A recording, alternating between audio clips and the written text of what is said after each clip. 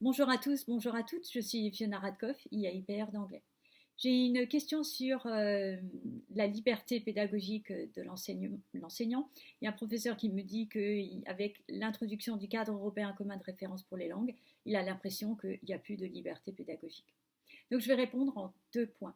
Le premier point, c'est que c'est vrai qu'il y a le cadre et que ce cadre est obligatoire et qu'il faut développer les activités langagières, compréhension orale, compréhension écrite, expression orale, expression écrite, etc. Je ne vais pas rentrer dans le détail du cadre. Mais c'est vrai qu'il y a le cadre et que sous-entendu dans le cadre, il y a la mise en activité des élèves. Donc ça, c'est vrai. Mais ce n'est pas pour autant que vous ne pouvez pas faire un enseignement qui serait de type frontal à un moment donné, parce que c'est ce qui sera efficace. Donc c'est pas parce qu'il y a le cadre que nous on s'attend quand on va vous voir que vous êtes tout le temps en train de mettre les élèves en groupe. Des fois la mise en activité des élèves sous forme de groupe, elle fonctionne très bien, mais des fois par rapport à ce que vous allez enseigner, en fait c'est pas pertinent de mettre les élèves en groupe. Vous pouvez de manière ponctuelle décider, par exemple pour une règle de grammaire, de la présenter de manière frontale, si c'est comme ça que vous voulez présenter la règle de grammaire. Mais sachez que si vous présentez tous vos cours de manière frontale et qu'on en revient à l'enseignement de l'anglais comme une langue morte et que les élèves ne sont pas mis en activité, dans ce cas-là, non, c'est pas possible. Donc l'enseignement de l'anglais a nettement évolué depuis un siècle. Donc ça, c'est le premier point. C'est pas parce qu'il faut mettre les élèves en activité que pour autant vous ne pouvez pas avoir un enseignement frontal de manière ponctuelle et parce que c'est ce qui est le plus efficace. Donc ça, c'est le premier point. Et puis le deuxième point, sachez que donc les inspecteurs, donc nous on lit la recherche, on va sur le terrain, on va dans les salles de classe et on voit en fonction de ce que les professeurs nous montrent et de ce qu'on lit, en fait ce qui fonctionne et ce qui fonctionne moins bien. Mais c'est pas pour autant que parfois on a des enseignants qui vont nous prouver que ce qu'ils tentent, ce qu'ils expérimentent avec les élèves et qui marchent avec les élèves, en fait marche vraiment.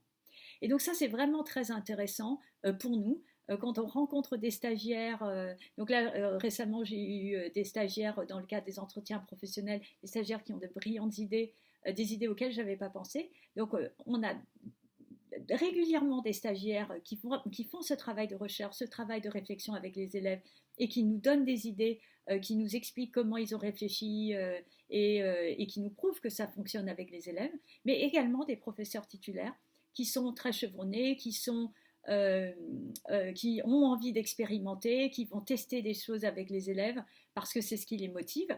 Et quand on vient les voir dans la classe, en fait, on réfléchit avec eux, on observe, on voit ce qu'ils mettent en place, est-ce que ça marche avec les élèves ou pas, et on en discute pendant l'entretien. Et donc ça, c'est le côté passionnant de notre fonction et de la fonction des enseignants. Et en fait, la liberté pédagogique, donc elle n'est pas contrainte par le cadre européen commun de référence. En fait, il y a ce cadre qui est développer les activités langagières. Donc ça, je ne vois pas comment on pourrait passer à côté de ne pas développer la compréhension orale, la compréhension écrite, l'expression orale et l'expression écrite. Pour moi, c'est évident maintenant. Mais ce n'est pas pour autant que vous ne pouvez pas réfléchir à faire progresser vos élèves de manière différente que ce qu'on vous a transmis ou de ce que vous pouvez voir habituellement chez vos collègues. Au contraire, essayez d'innover, essayez de mettre en pratique d'autres choses qui fonctionnent et où vous allez voir que vos élèves, ils apprennent encore mieux l'anglais, ils peuvent s'exprimer encore plus à l'oral, à l'écrit, ou ils comprennent encore mieux. Donc la liberté pédagogique, elle est encore là et on vous encourage à expérimenter, à innover. Et si vous avez besoin, pour les professeurs de mon académie, d'un entretien, vous voulez un échange pour réfléchir par rapport à quelque chose sur lequel vous travaillez en ce moment et vous voulez un avis d'expert, n'hésitez pas à m'écrire à fiona.radkoff@ac-nantes.fr et je mettrai en place un entretien individuel pour vous accompagner sur le plan de cette recherche. Voilà, je vous souhaite à tous et à toutes une excellente continuation. Au revoir.